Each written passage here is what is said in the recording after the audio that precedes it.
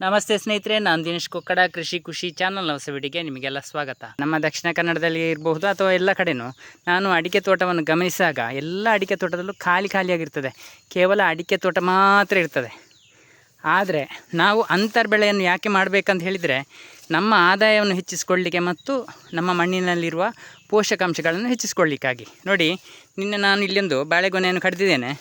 ನನಗೆ ಈ ಗೊನೆಯಿಂದ 500 ರೂಪಾಯಿ ಸಿಕ್ಕಿದೆ ಸ್ನೇಹಿತರೆ, ಅಂಗಡಿಯಲ್ಲಿ ಮಾರುವಾಗ ಒಂದು ಬಾಳೆಗೊನೆಯಿಂದ. ನೀವು ಇಲ್ಲಿ ಗಮನಿಸಬೇಕಾದ ವಿಷಯ ಏನಂತ ಹೇಳಿದರೆ, ನಾನು ಎಲ್ಲಿಯಾದರೂ ಇಲ್ಲಿ ಬಾಳೆ ನಡೆದಿದ್ದರೆ ನನಗೆ 500 ರೂಪಾಯಿ ಒಂದು ಆದಾಯವೇ ಹೋಗ್ತಿತ್ತು. ಒಂದನೇದಾಗಿ ಅಡಿಕೆ ತೋಟದ ಒಳಗಡೆ ಆಗಿರುವಂತಹ ಒಂದು ಕೃಷಿ ಅದು. ಇದಕ್ಕೆ ನಾವು ಪ್ರತ್ಯೇಕ ಭೂಮಿಯನ್ನು ಮೀಸಲಿಟ್ಟಿಲ್ಲ. ಅಷ್ಟೇ ಅಲ್ಲದೆ ಅಡಿಕೆ ಇಳುವರಿ ಹೇಗೂ ಇದ್ದೇ ಇರ್ತದೆ. ಅಷ್ಟೇ ಅಲ್ಲದೆ ಸ್ನೇಹಿತರೆ, ನಮ್ಮ ಮಣ್ಣಿನಲ್ಲಿ ಗೊಬ್ಬರ ಕೂಡ ಹೆಚ್ಚಾಗ್ತದೆ. ಇದು ನಾನು ಈ ಮೆಥಡನ್ನು ಹೇಳುವುದು ಕೇವಲ ಸಣ್ಣ ಕೃಷಿಕರಿಗೆ ಮಾತ್ರ. ಇದು ಯಾವುದು ಕೂಡ ದೊಡ್ಡ ಕೃಷಿಕರಿಗೆ ಅನ್ವಯ ಆಗುವಂಥ ನನ್ನ ಪದ್ಧತಿ ಅಲ್ಲ. ದೊಡ್ಡ ಕೃಷಿಕರ ವಿಷಯಕ್ಕೆ ಬರಲಿಕ್ಕೆ ಆಗೋದಿಲ್ಲ. ಯಾಕಂತ ಹೇಳಿದರೆ, ಈಗ ನಾನು ಕೆಲವು ವಿಡಿಯೋಗಳಲ್ಲಿ ಗಮನಿಸಿದ್ದೇನೆ ವೀಡ್ ಮ್ಯಾಟ್ ಹಾಕುವುದಂತೆ. ಇನ್ನು ಟೈಲ್ಸು ಗ್ರಾನೈಟು ಹಾಕುವ ಅಂದಾಜಲ್ಲಿ ಇರ್ಬೋದು ಅವರು. ನಮ್ಮಂತಹ ಸಣ್ಣ ಕೃಷಿಕರಿಗೆ ಈ ವೀಡ್ ಮ್ಯಾಟ್ ಅವಶ್ಯಕತೆ ಇಲ್ಲ ಸ್ನೇಹಿತರೆ. ವೀಡ್ ಮ್ಯಾಟ್ ಅಂತ ಹೇಳೋದು ಸಂಪೂರ್ಣ ಅವೈಜ್ಞಾನಿಕ ಮತ್ತು ಅಸಂಬದ್ಧ ಅಂತ ಹೇಳ್ಬೋದು. ನಮ್ಮ ತೋಟವನ್ನು ನಾವು ಪರಿಸರದಲ್ಲಿ ನೆಡುವಂಥದ್ದು, ನಮ್ಮ ಮಣ್ಣಿನಲ್ಲಿ ಆ ಗಿಡಗಳನ್ನು ನೆಡುವಂಥದ್ದು, ಪ್ರಾಕೃತಿಕವಾಗಿ ಅದರಲ್ಲಿ ಬೇರುಗಳು ಬರುವಂಥದ್ದು. ನಾವು ಮಾಡಬೇಕಾದ್ದು ಏನಂತ ಹೇಳಿದರೆ, ನೈಸರ್ಗಿಕವಾಗಿ ಕೃಷಿ ಮಾಡಬೇಕಾದ್ದು. ಇಲ್ಲಿ ನೋಡಿ, ನಾವು ವೀಡ್ ಮ್ಯಾಟ್ ಹಾಕಿದ್ರೂ ಒಂದೇ, ಅಡಿಕೆ ಮರದ ಬುಡಕ್ಕೆ ಗೊಬ್ಬರ ಕೊಡೋದು ಒಂದೇ. ವೀಡ್ ಮ್ಯಾಟ್ ಹಾಕಿದ ನಾನು ತೋಟಗಳನ್ನು ನೋಡಿದ್ದೇನೆ. ಅವರು ಗೊಬ್ಬರವನ್ನು ಎಲ್ಲಿ ಹಾಕ್ತಾ ಇದ್ದಾರೆ? ಬುಡಕ್ಕೇನೆ ಹಾಕ್ತಾ ಇದ್ದಾರೆ. ಬುಡಕ್ಕೆ ಗೊಬ್ಬರ ಹಾಕಿ ಪುನಃ ಅದರ ಮೇಲೆ ವೀಡ್ ಮ್ಯಾಟನ್ನು ಮುಚ್ಚಿದರೆ ಮೊದಲೇ ಬಿಸಿಯಿಂದಾಗಿ ಅಲ್ಲಿ ಫಂಗಸ್ ಕ್ರಿಯೇಟ್ ಆಗಿರ್ತದೆ ಸ್ನೇಹಿತರೆ. ಇದು ಬೇರುಗಳ ಉತ್ಪತ್ತಿಗೆ ಒಳ್ಳೆಯದು ಅಂತ ಕೆಲವರು ಹೇಳ್ತಾ ಇದ್ದಾರೆ. ಬಿಸಿ ಆದರೆ ಬೇರು ಉತ್ಪತ್ತಿ ಆಗ್ತದೆ ಅಂತ. ಇದೊಂದು ಹೊಸ ವಿಷಯ. ನಾವು ಇಷ್ಟು ವರ್ಷಗಳಿಂದ ಅಡಿಕೆ ಕೃಷಿಯನ್ನು ಮಾಡ್ತಾ ಬಂದಿದ್ದೇವೆ. ಎಲ್ಲಿಯೂ ಕೂಡ ವೀಡ್ ಮ್ಯಾಟ್ ಅಂತ ಇಲ್ಲೂ ಒಂದು ಪರಿಕಲ್ಪನೆ ಇರಲಿಲ್ಲ. ಈಗ ಹೊಸ ಪ್ರಯೋಗಕ್ಕೆ ಕೆಲವರು ಕೃಷಿಕರು ಮುಂದಾಗೋದು ಅದು ಒಳ್ಳೆಯ ವಿಷಯವೇ. ನಾನು ಅದೇ ಹೇಳ್ತಾ ಇರೋದು, ನಾವು ಹೊಸ ವಿಷಯಗಳನ್ನು ಅಳವಡಿಸಿಕೊಳ್ಬೇಕು ಅಂತ. ಆದರೆ ಇಲ್ಲಿ ನಮ್ಮ ಪರಿಸರಕ್ಕೆ ಹಾನಿಯಾಗುವಂತಹ ಅಥವಾ ಅವೈಜ್ಞಾನಿಕ ಮಾಹಿತಿ ಕೊಡುವಂತಹ ಇವರಿಗೆ ಕಳೆಗಳು ಬೇಡ. ಮುಖ್ಯವಾಗಿ ಈ ಕಳೆಗಳಲ್ಲಿ ಇಲ್ಲದಿದ್ದರೆ ನಮ್ಮ ಮಣ್ಣಿನಲ್ಲಿ ಯಾವುದೇ ಜೀವಿಗಳು ಕೂಡ ಇರುವುದಿಲ್ಲ ಸ್ನೇಹಿತರೆ. ಮುಖ್ಯವಾಗಿ ಎರೆಹುಳಗಳು ಅಂತಹ ಒಳ್ಳೆಯ ಜೀವಿಗಳಂತೂ ಖಂಡಿತ ಇರುವುದಿಲ್ಲ. ನೀವು ಬೇಕಾದರೆ ನೋಡಿ, ಈ ವೀಡ್ ಮ್ಯಾಟ್ ಹಾಕಿದವರ ತೋಟವನ್ನು ನೀವು ಗಮನಿಸಿದರೆ ಸ್ವಚ್ಛವಾಗಿದೆ. ಅಂದರೆ ಅವರಿಗೆ ಟೈಲ್ಸ್ ಹಾಕಲಿಕ್ಕೂ ಮನಸ್ಸಿರ್ಬೋದು, ಹಣ ಇದ್ದರೆ. ಆದರೆ ಇಲ್ಲಿ ಏನಾಗಿದೆ ಅಂತ ಹೇಳಿದರೆ, ಕಡಿಮೆ ಖರ್ಚಲ್ಲಿ ಆಗ್ತದೆ ಅಂತ ವೀಡ್ ಮ್ಯಾಟ್ ಹಾಕ್ತಾ ಇದ್ದಾರೆ ಅಷ್ಟೇ. ಇಲ್ಲಿ ಇಂಪ್ರೂವ್ಮೆಂಟ್ ಆಗೋದು ಕಂಪನಿಯವರು ಸ್ನೇಹಿತರೆ. ಒಂದೊಂದು ವೀಡ್ ಮ್ಯಾಟ್ ಹಾಕಲಿಕ್ಕೂ 50-100 ರೂಪಾಯಿ ಖರ್ಚಿದೆ. ಯಾರಿಗೆ ಲಾಭ? ಕಂಪನಿಯವರಿಗೆ ಲಾಭ. ನಮಗೆ ಕೃಷಿಕರಿಗೆ ಏನಾದರೂ ಅದರಿಂದ 5 ಪೈಸೆದ್ದು ಸ್ನೇಹಿತರೆ, ನಾನು ಹೇಳೋದು 5 ಪೈಸೆದ್ದು ಕೃಷಿಗೆ ಹಾನಿ ಅಲ್ಲದೆ ಲಾಭ ಇಲ್ಲ. ತೋಟವನ್ನು ಸ್ವಚ್ಛವಾಗಿ ಇಟ್ಟುಕೊಳ್ಳುವುದೇ ಒಂದು ಅವೈಜ್ಞಾನಿಕ. ತೋಟವನ್ನು ಸ್ವಚ್ಛವಾಗಿ ಇಟ್ಟುಕೊಂಡ್ರೆ ನಮ್ಮ ಮಣ್ಣಿನಲ್ಲಿರುವ ಜೀವಿಗಳು ಯಾವುದು ಕೂಡ ಬದುಕುವುದಿಲ್ಲ. ಯಾವುದೇ ಜೀವಿಗಳು ಬದುಕಿಲ್ಲದಿದ್ದರೆ ನಮ್ಮ ತೋಟದಲ್ಲಿ ಬಿದ್ದಿರುವಂತಹ ತ್ಯಾಜ್ಯಗಳು, ನಾವು ಹಾಕುವಂಥ ಸಾವಯವ ಗೊಬ್ಬರಗಳನ್ನು ತಿನ್ನಬೇಕಾದ್ರೆ, ನೀವು ಕೋಳಿ ಗೊಬ್ಬರ ಹಾಕ್ತೀರಿ, ಹಟ್ಟಿ ಗೊಬ್ಬರ ಹಾಕ್ತೀರಿ, ಎಲ್ಲವೂ ಹಾಕಲೇಬೇಕಾಗ್ತದೆ. ಯಾಕಂತ ಹೇಳಿದರೆ ಬೇರೆ ಯಾವುದೇ ನಾವು ಕಳೆಯನ್ನು ಬರಲಿಕ್ಕೆ ಬಿಡುವುದಿಲ್ಲ. ಗೊಬ್ಬರ ಅಂತೂ ಬೇಕೇ ಬೇಕು. ಹೀಗೆ ಆದಾಗ ನಮ್ಮ ಮಣ್ಣಿನಲ್ಲಿರುವಂತಹ ಈ ವಸ್ತುಗಳನ್ನೆಲ್ಲ ತಿನ್ನಲಿಕ್ಕೆ ಯಾವುದು ಬೇಕು? ಜೀವಿಗಳು ಬೇಕೇ ಬೇಕು.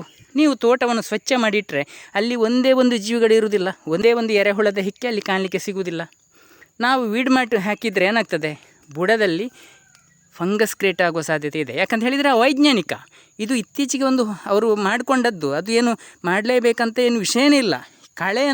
ಕಳೆನಾಶಕ ಹೊಡೆದ್ರೆ ಹಾನಿ ಅಂತ ಅವರಿಗೆ ಗೊತ್ತಿದೆ, ಅಷ್ಟೇ ಗೊತ್ತಿರೋದು. ಕಳೆನಾಶಕವನ್ನು ಹೊಡೆದ್ರೆ ನಮ್ಮ ಮಣ್ಣಿನಲ್ಲಿರುವಂತಹ ಜೀವಿಗಳೆಲ್ಲ ಸಾಯ್ತದೆ ಅಂತ ಅವರು ತಿಳ್ಕೊಂಡಿದ್ದಾರೆ. ಆದರೆ ಭೂಮಿಗೆ ಬಿಸಿಲು ಬಿದ್ದರೆ ಜೀವಿಗಳು ಸಾಯ್ತದೆ ಅಂತ ಅವರಿಗೆ ಗೊತ್ತಿಲ್ಲ ಸ್ನೇಹಿತರೆ. ಅದಕ್ಕೇನು ಮಾಡಿದ್ದಾರೆ ಇವರು? ಬುಡದಲ್ಲಿ ಕಳೆ ಬರಬಾರ್ದು. ಯಾಕೆ? ಅವರ ಲೆಕ್ಕದಲ್ಲಿ ಬುಡದಲ್ಲಿ ಕಳೆ ಬಂದರೆ ಗೊಬ್ಬರವನ್ನು ತಿಂತದೆ ಕಳೆಗಳು ಅಂತ ಅವರ ಲೆಕ್ಕಾಚಾರ ಇರ್ಬೋದು. ನಾವೇನು ಮಾಡಬೇಕಂತ ಹೇಳಿದರೆ ಸ್ನೇಹಿತರೆ, ಇಲ್ಲಿ ನೋಡಿ, ಎಲ್ಲ ಕಡೆಯೂ ಕಳೆ ಇದೆ, ಎಲ್ಲ ಕಡೆಯೂ ಜೀವಿಗಳು ಸಂಚಾರ ಮಾಡ್ತಾಯಿದೆ, ಗೊಬ್ಬರ ಮಾಡ್ತಾಯಿದೆ. ಇದು ಸ್ನೇಹಿತರೆ ಪರಿಸರಕ್ಕೆ ಪೂರಕವಾದ್ದು. ನಾವು ಕೆಲಸಕ್ಕೆ ಮಾಡಲಿಕ್ಕೆ ಕಷ್ಟ ಆಗ್ತದೆ ಅಂತಲೂ ನಮಗೆ ಮಾಹಿತಿ ಇಲ್ಲದೆಯೋ ನಾವು ಏನಾದರೂ ಅವೈಜ್ಞಾನಿಕ ವಿಧಾನವನ್ನು ಅಳವಡಿಸಿದರೆ ಅದರಿಂದ ನಮಗೆ ನಷ್ಟ ಹೊರತು ಏನೂ ಲಾಭ ಇಲ್ಲ. ಲಾಭ ಮಾಡಿಕೊಳ್ಳುವವರು ಬೇರೆಯೇ ಇರ್ತಾರೆ. ಹಾಗಾಗಿ ನೋಡಿ, ಇಲ್ಲಿ ನನ್ನ ಅಡಿಕೆ ತೋಟದ ಬುಡವನ್ನು ಗಮನಿಸಿ ಎಷ್ಟು ಸ್ವಚ್ಛವಾಗಿದೆ. ಯಾಕಂತ ಹೇಳಿದರೆ ಇಲ್ಲಿ ಗೊಬ್ಬರ ಕೊಡುವ ಪ್ರಶ್ನೆ ಇಲ್ಲ ಸ್ನೇಹಿತರೆ. ಗೊಬ್ಬರ ಕೊಡಬೇಕಾದ ಜಾಗ 4 ಅಡಿಕೆ ಮರದ ಮಧ್ಯೆ. ಯಾಕಂತ ಹೇಳಿದ್ರೆ ಇಲ್ಲಿ ಹುಟ್ಟಿರುವಂತಹ ಬೇರುಗಳು ಬೆಳವಣಿಗೆ ಆಗಿ ಸುತ್ತಲೂ ಹರಡಿರ್ತದೆ ನಮ್ಮ ಜಾಗದಲ್ಲಿ. ಹಾಗಾಗಿ ನಾವು ಗೊಬ್ಬರ ಕೊಡುವುದಿದ್ರೂ ಕೂಡ 4 ಅಡಿಕೆ ಮರದ ಮಧ್ಯದಲ್ಲಿ ಹಾಕಿಬಿಟ್ರೆ ಸಾಕು. ಅಲ್ಲಿ ಇರುವಂತಹ ಜೀವಿಗಳು ಬರ್ತದೆ, ಅಲ್ಲಿಗೆ ಎರೆಹುಳಗಳು ಬರ್ತದೆ, ಅದನ್ನು ತಿಂದು ವಿಸರ್ಜನೆ ಆದ ನಂತರ ಆಗುವುದೇ ಸ್ನೇಹಿತರೆ ಗೊಬ್ಬರ. ನೀವು ಇದನ್ನು ತಿಳ್ಕೊಳ್ಳಿ. ರಾಸಾಯನಿಕ ಗೊಬ್ಬರವೊಂದನ್ನು ಬಿಟ್ಟು ರಾಸಾಯನಿಕ ಗೊಬ್ಬರವು ನೇರವಾಗಿ ಗಿಡಗಳಿಗೆ ಸಿಗ್ತದೆ. ಹಾಗಾಗಿ ರಾಸಾಯನಿಕ ಗೊಬ್ಬರವನ್ನು ಕೂಡ ನಾವು ಅಡಿಕೆ ಮರದ ಬುಡಕ್ಕೆ ಹಾಕಬಾರ್ದು. ಎಲ್ಲಿದ್ದರೂ ಏನೂ ಹಾಕುವುದಿದ್ರೂ ರಾಸಾಯನಿಕ ಗೊಬ್ಬರವನ್ನು ನೀವು ಹಾಕುವುದಿದ್ರೂ ಕೂಡ 4 ಅಡಿಕೆ ಮರದ ಮಧ್ಯಕ್ಕೆ ಹಾಕಿಬಿಡಿ. ಹೇಗೂ ನಿಮ್ಮ ತೋಟದಲ್ಲಿ ಎರೆಹುಳಗಳು ಇರುವುದಿಲ್ಲ. ರಾಸಾಯನಿಕ ವಿಧಾನದಲ್ಲಿ ಕೃಷಿ ಮಾಡಿದವರ ತೋಟದಲ್ಲಿ ಎರೆಹುಳಗಳ ಅಗತ್ಯವೂ ಇಲ್ಲ. ಎಲ್ಲವೂ ರಾಸಾಯನಿಕ ಗೊಬ್ಬರ ನೋಡಿಕೊಳ್ತದೆ.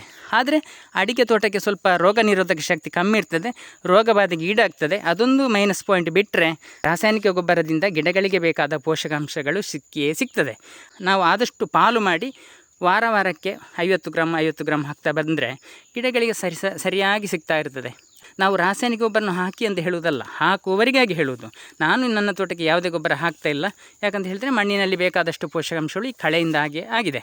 ಆದರೆ ಎಲ್ಲರ ತೋಟನೂ ಹೀಗೆ ಇದೆ ಅಂತ ನಾನು ಹೇಳುವುದೂ ಇಲ್ಲ. ನಾವು ಸಣ್ಣ ಕೃಷಿಕರು ಅಡಿಕೆ ತೋಟದಿಂದ ಒಳ್ಳೆಯ ಲಾಭವನ್ನು ಮಾಡಬೇಕಾದ್ರೆ ನಾವು ನಮ್ಮ ತೋಟದ ಒಳಗಡೆ ಬೇರೆ ಬೇರೆ ರೀತಿಯ ಎಡೆಕೃಷಿಯನ್ನು ಮಾಡಿ ಅದರಿಂದಲೂ ಆದಾಯವನ್ನು ಪಡೆಯುತ್ತಾ, ಅದರಿಂದ ಗೊಬ್ಬರವನ್ನು ತನ್ನಷ್ಟಿಗೆ ನಾವು ಭೂಮಿಯಲ್ಲಿ ಸೃಷ್ಟಿ ಮಾಡುತ್ತಾ ನಮ್ಮ ತೋಟದ ಲಾಭವನ್ನು ಡಬಲ್ ಮಾಡಿಕೊಂಡು ಹೋಗಬಹುದು ಸ್ನೇಹಿತರೆ. ಇಲ್ಲಿ ನಾವು ಯಾವುದೇ ಕೆಲಸ ಮಾಡುವ ಅಗತ್ಯ ಇಲ್ಲ, ಯಾವುದೇ ವೀಡ್ ಮ್ಯಾಟ್ ಅಂತ ಹೇಳುವ ವೈಜ್ಞಾನಿಕ ವಿಷಯಗಳನ್ನು ಅಳವಡಿಸಬೇಕಾಗಿಲ್ಲ. ಎಲ್ಲವೂ ಪರಿಸರಕ್ಕೆ ಬಿಟ್ಟುಬಿಟ್ರೆ ನಮ್ಮ ತೋಟ ಆದಷ್ಟು ರೋಗ ಮುಕ್ತವಾಗಿರುವ ಸಾಧ್ಯತೆ ಇದೆ. ಯಾಕಂತ ಹೇಳಿದರೆ ಎಲ್ಲ ಕಡೆಯೂ ವಿಪರೀತ ಅಡಿಕೆ ತೋಟ ಮಾಡ್ತಾ ಇರುವ ಕಾರಣ ಯಾವುದೇ ರೋಗ ಕೂಡ ಕಂಟ್ರೋಲ್ಗೆ ಬರ್ತಾ ಇಲ್ಲ. ಇದು ನೀವು ತಿಳ್ಕೊಳ್ಬೇಕಾದ ವಿಷಯ. ಯಾಕೆ ರೋಗ ಬಾಧೆ ಹೆಚ್ಚಾಗ್ತದೆ ಅಂತ ಹೇಳಿದರೆ ಪ್ರತಿಯೊಂದು ಜಾಗದಲ್ಲೂ ವಿಭಿನ್ನ ಕೃಷಿ ಇದ್ದರೆ ಮಾತ್ರ ರೋಗ ಬಾಧೆ ಕಮ್ಮಿ ಇರ್ತದೆ ಸ್ನೇಹಿತರೆ. ಆದರೆ ಈಗ ಏನಾಗ್ತಿದೆ, ಎಲ್ಲ ಕೃಷಿಯನ್ನು ಕಡಿದು ತೆಗೆದು ಕೇವಲ ಅಡಿಕೆಯನ್ನು ಮಾತ್ರ ಮಾಡ್ತಾ ಇದ್ದಾರೆ. ಒಂದು ಸಮಯದಲ್ಲಿ ನಮ್ಮ ದಕ್ಷಿಣ ಕನ್ನಡದಲ್ಲಿ ರಬ್ಬರ್ ಕೃಷಿ ಹೀಗೇನೇ ಆಗಿತ್ತು. ಎಲ್ಲ ತೆಗೆದು ರಬ್ಬರ್ ನೆಟ್ಟರು, ಬಂತು ನೋಡಿ ರಬ್ಬರಿಗೆ ಫೈಟೋಪ್ತರಾ ಶಿಲೀಂಧ್ರದ ಕೊಳೆ ರೋಗ. ಈಗ ಒಂದು ಎಲೆ ಕೂಡ ಮಳೆಗಾಲದಲ್ಲಿ ಉಳಿದಿಲ್ಲ. ಆದರೆ ರಬ್ಬರನ್ನು ಕೈ ಬಿಟ್ಟರು, ಈಗ ರೇಟು ಕಮ್ಮಿ ಆಗಿದೆ ಅಂತ. ಹೀಗೇ ಅಡಿಕೆಗೆ ಇದು ನಿರಂತರ 500 ರೂಪಾಯಿ ಇರ್ತದೆ ಅಂತ ಯಾರೂ ಹೇಳ್ತಾ ಇಲ್ಲ ಸ್ನೇಹಿತರೆ. ಎಲ್ಲರೂ ಹೇಳ್ತಾ ಇದ್ದಾರೆ, ಎಲ್ರಿಗೂ ಗೊತ್ತಿದೆ. ಅಡಿಕೆ ತೋಟ ವಿಸ್ತೀರ್ಣ ಜಾಸ್ತಿ ಆಗ್ತಿದೆ ಸ್ನೇಹಿತರೆ. ಅಡಿಕೆಯೇ ಇಲ್ಲದ ಜಾಗದಲ್ಲಿ ಕರ್ನಾಟಕದಲ್ಲಿ ಅತಿ ಹೆಚ್ಚು ಕೃಷಿ ಬೆಳವಣಿಗೆ ಆಗ್ತಾಯಿದೆ. ಅವರಿಗೆ ಏನು ಲಾಭ ಅಂತ ಹೇಳಿದರೆ, ಹೆಚ್ಚಿನ ಸಂದರ್ಭದಲ್ಲಿ ಏನಾಗ್ತದೆ ಅಂತ ಹೇಳಿದರೆ, ನಮ್ಮ ಊರಿನಲ್ಲಿ ಅಡಿಕೆಗೆ ಸಂಬಂಧಪಟ್ಟ ರೋಗಗಳು ಎಲ್ಲವೂ ಹರಡಿ ಆಗಿದೆ. ಆದರೆ ಇದು ಹೊಸ ಜಾಗಕ್ಕೆ ಹೋಗುವಾಗ ಅಡಿಕೆ ಕೃಷಿ ಅದಕ್ಕೆ ಸಂಬಂಧಪಟ್ಟ ರೋಗಗಳು ಇರುವುದಿಲ್ಲ ಸ್ನೇಹಿತರೆ. ಒಳ್ಳೆಯ ಇಳುವರಿ ಬರುವ ಸಾಧ್ಯತೆ ಅತ್ಯಧಿಕವಾಗಿದೆ ನಮಗಿಂತಲೂ. ಇದನ್ನು ನಾವು ತಿಳ್ಕೊಳ್ಬೇಕು. ಹಾಗಾಗಿ ಅಡಿಕೆ ತೋಟಕ್ಕೆ ನಾವು ಖರ್ಚು ಮಾಡುವುದನ್ನು ಕಡಿಮೆ ಮಾಡಿ ಅಭ್ಯಾಸ ಮಾಡಿಸಬೇಕು. ಅದಕ್ಕೆ ಇಲ್ಲಿ ಏನಾಗಿದೆ, ನಾವು ಬೇಕಾದಷ್ಟು ಗೊಬ್ಬರವನ್ನು ತಿನ್ನಿಸಿ ಮಣ್ಣನ್ನು ಬರಡು ಮಾಡಿದ್ದೇವೆ. ಅದಕ್ಕೆ ಒಂದು ಶಕ್ತಿ ಇರ್ತದೆ ಸ್ನೇಹಿತರೆ, ಆಹಾರವನ್ನು ತಯಾರಿಸಿಕೊಳ್ಳುವಂಥದ್ದು ಅದೆಲ್ಲ ಕಮ್ಮಿಯಾಗಿರ್ತದೆ. ಹೀಗಾದಾಗ ಇನ್ನು ಭವಿಷ್ಯದಲ್ಲಿ ಎಲ್ಲಿಯಾದರೂ ರೇಟ್ ಎಲ್ಲ ಹಳಕ್ಕೆ ಬಿದ್ದರೆ ನಮ್ಮ ತೋಟಕ್ಕೆ ಗೊಬ್ಬರ ಹಾಕುವಂಥ ಪ್ರಶ್ನೆ ಬರುವುದಿಲ್ಲ, ಎಲ್ಲರೂ ಬಿಟ್ಟೇ ಬಿಡ್ತಾರೆ. ಯಾಕಂತ ಹೇಳಿದರೆ ಇದಕ್ಕೆ ನಾನು ರಬ್ಬರನ್ನು ಉದಾಹರಣೆ ತಗೊಳ್ತೇನೆ. ಈ ಸಮಯದಲ್ಲಿ ರಬ್ಬರಿಗೆ ಎಷ್ಟು ಖರ್ಚು ಮಾಡಿದ್ದಾರೆ ಅಂತ ಹೇಳಿದರೆ ರೈತರು ಈಗ ರಬ್ಬರ್ನ ಬದಿಗೆ ಹೋಗುವುದಿಲ್ಲ, ಅಷ್ಟು ಖರ್ಚು ಮಾಡಿ ಕೂಡ ಬೆಲೆ ಇಲ್ಲ ಅಂತ. ಅದೇ ಪರಿಸ್ಥಿತಿ ಅಡಿಕೆಗೆ ಬಂದರೆ ನಮ್ಮ ಅಡಿಕೆ ತೋಟ ನಾಶವಾಗದೇ ಇರಬೇಕಾದ್ರೆ ನಾವು ಪ್ರಕೃತಿಯ ಮೇಲೆ ಬಿಟ್ಟಿರಬೇಕು. ಯಾವುದೇ ಒಂದು ಹೆಚ್ಚುವರಿ ಗೊಬ್ಬರವಾಗಲಿ ಅಥವಾ ನೈಸರ್ಗಿಕವಾಗಿ ಕೃಷಿ ಮಾಡಿದರೆ, ಈಗ ನೋಡಿ ನನ್ನ ತೋಟದಲ್ಲಿ ನಾನು ಯಾವುದೇ ರೀತಿಯ ಗೊಬ್ಬರ ಕೊಡದ ಕಾರಣ 50 ರೂಪಾಯಿ ಕೆಜಿಗೆ 100 ರೂಪಾಯಿ ಕೆಜಿಗೆ ಬಂದರೂ ಕೂಡ ನಷ್ಟ ಅಂತ ಆಗೋದಿಲ್ಲ. ಯಾಕಂತ ಹೇಳಿದರೆ ಬಂದದ್ದು ಲಾಭವೇ. ಅಂತರ್ ಬೆಳೆ ಮಾಡಿದರೆ ಇಲ್ಲಿ ಸ್ನೇಹಿತರೆ ನಾವು ಬಚಾವಾಗೋದು. ಎಷ್ಟು ಜಾಯಿಕಾಯಿ ಗಿಡಗಳು ನೋಡಿ ಎಷ್ಟು ಸುಂದರವಾಗಿದೆ ಅಂತ. ಈಗ 1ನೇ ಸಲದ ಕೊಯ್ಲು ಆಗಿದೆ ಸ್ನೇಹಿತರೆ. ಈಗ ಪುನಃ 2ನೇ ಸಲಕ್ಕೆ ನೋಡಿ ಇಲ್ಲಿ ಸಣ್ಣ ಸಣ್ಣ ಕಾಯಿಗಳು ಬರ್ತಾಯಿದೆ ನೋಡಿ. ಈ ಗಿಡವನ್ನು ಗಮನಿಸಿದರೆ ನಿಮಗೆ ಇದನ್ನು ಗೊಬ್ಬರ ಹಾಕದೆ ಸಾಕಿದಂತ ಗೊತ್ತಾಗ್ತದೆ, ಅಷ್ಟು ಆರೋಗ್ಯದಿಂದ ಇಲ್ವಾ. ಅಂದರೆ ನಮ್ಮ ಮಣ್ಣಿನಲ್ಲಿ ಪೋಷಕಾಂಶ ಇದ್ದರೆ ಸಾಕು. ಆದರೆ ನಾವು ಯಾವುದೇ ಗೊಬ್ಬರವನ್ನು ಹಾಕಬೇಕಂತ ಇಲ್ಲ ಸ್ನೇಹಿತರೆ. ವೀಡ್ ಮ್ಯಾಟ್ ಅಂತ ಹೇಳುವಂಥದ್ದು ವೈಜ್ಞಾನಿಕವಾಗಿ ಸರಿ ಅಂತ ಹೇಳಲಿಕ್ಕೆ ಆಗುವುದೇ ಇಲ್ಲ. ಯಾಕಂತ ಹೇಳಿದರೆ ನಾವು ಬುಡಕ್ಕೆ ಸ್ವಚ್ಛವಾಗಿ ಇಟ್ಟುಕೊಳ್ಬೇಕಾದ್ದು ಮುಖ್ಯ. ಅಡಿಕೆ ತೋಟದ ಬುಡವನ್ನು ಸ್ವಚ್ಛವಾಗಿ ಇಟ್ಟುಕೊಳ್ಳೋದು ಮುಖ್ಯ. ಯಾಕಂತ ಹೇಳಿದರೆ ಬೇರೆ ಬೇರೆ ರೋಗಗಳಿಗೆ ಈಡಾಗುವಂಥದ್ದು ಮೊದಲು ಅಡಿಕೆ ಮರದ ಬುಡ, ಅಲ್ಲಿ ಬೇರುಗಳು ಹುಟ್ಟುವ ಜಾಗಕ್ಕೆ ರೋಗ ಬಾಧೆ ಅಟ್ಯಾಕ್ ಆದರೆ ಅಡಿಕೆ ಗಿಡಗಳಿಗೆ ಕೂಡ ರೋಗಗ್ರಸ್ತವಾಗ್ತದೆ. ಹಾಗಾಗಿ ಇರುವಾಗ ನಾವು ಆ ಜಾಗವನ್ನು ಯಾವುದೋ ಪ್ಲಾಸ್ಟಿಕ್ ಹಾಳೆಯಿಂದ ಮುಚ್ಚಿಬಿಟ್ರೆ ಅದಕ್ಕೆ ಅರ್ಥನೇ ಇಲ್ಲ. ಯಾವುದೇ ಒಂದು ಪರಿಸರದಲ್ಲಿ ನೈಸರ್ಗಿಕವಾಗಿ ಪ್ಲಾಸ್ಟಿಕ್ನ ಅಂಶ ಇರಲೇಬಾರ್ದು. ಒಂದು ವೇಳೆ ಇದ್ರೂ ಕೂಡ ಅದು ಎಷ್ಟು ಪರಿಸರಕ್ಕೆ ಹಾನಿ ಆಗ್ತದೆ ಅದು ಬೇರೆ ವಿಷಯ. ಅದನ್ನು ಬಿಟ್ಟು ವೀಡ್ ಮ್ಯಾಟು ಅದು ಇದು ಅಂತ ಹೇಳಿ ಹೊಸ ಪ್ರಯೋಗಕ್ಕೆ ಜನರು ಮುಂದಾಗಿರುವಾಗ ಅದನ್ನು ನಾವು ಸಣ್ಣ ರೈತರು ಅನುಕರಣೆ ಮಾಡಿದರೆ ನಮ್ಮ ತೋಟ ಲಗಾಡಿ ಆಗೋದ್ರಲ್ಲಿ ಯಾವುದೇ ಸಂದೇಹ ಇಲ್ಲ ಸ್ನೇಹಿತರೆ. ಸ್ನೇಹಿತರೆ, ಈ ಕೃಷಿ ಮಾಹಿತಿ ನಿಮಗೆಲ್ಲ ಇಷ್ಟವಾಗಿದ್ದರೆ ಸಬ್ಸ್ಕ್ರೈಬ್ ಮಾಡದೆ ನೋಡ್ತಿದ್ರೆ ದಯವಿಟ್ಟು ಸಬ್ಸ್ಕ್ರೈಬ್ ಮಾಡಿ, ಹಾಗೆಯೇ ಬೇರೆಯವ್ರಿಗೂ ಶೇರ್ ಮಾಡಿ, ಒಂದು ಲೈಕ್ ಕೊಡಿ ಸ್ನೇಹಿತರೆ. ಮುಂದಿನ ವಿಡಿಯೋದೊಂದಿಗೆ ಮತ್ತೆ ಸಿಗೋಣ. ಧನ್ಯವಾದಗಳು.